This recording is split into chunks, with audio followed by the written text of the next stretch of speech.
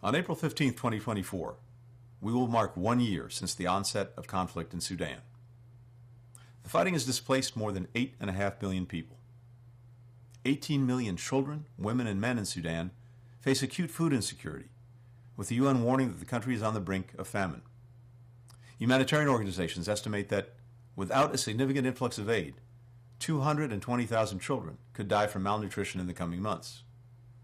And yet, Sudanese armed forces and rapid support forces are routinely blocking the delivery of humanitarian assistance that could save lives and alleviate suffering, and looting the aid that does make it into Sudan.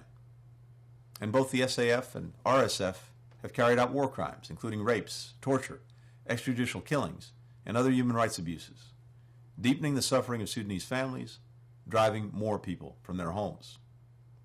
Those atrocities continue, fueled by outside powers who provide weapons and fan the flames of violence.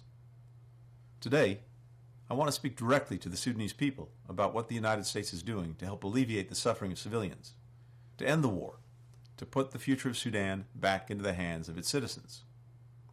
We will continue to provide robust humanitarian aid to help your families and communities. Last year, the United States was the largest provider of assistance in Sudan, and will announce more support in the coming days.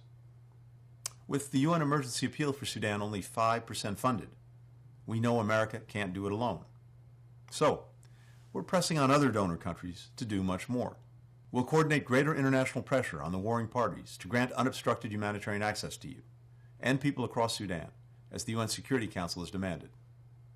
We'll enhance efforts to hold accountable the perpetrators of war crimes and other atrocities in the RSF and the SAF, including through strengthening sanctions the United States has placed on the individuals, institutions, and other entities responsible for abuses and for fueling the conflict.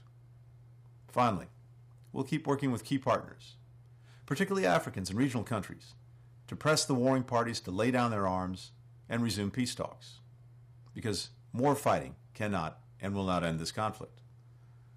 The world has not forgotten the inspiring transformation that the people of Sudan were leading before the fighting broke out.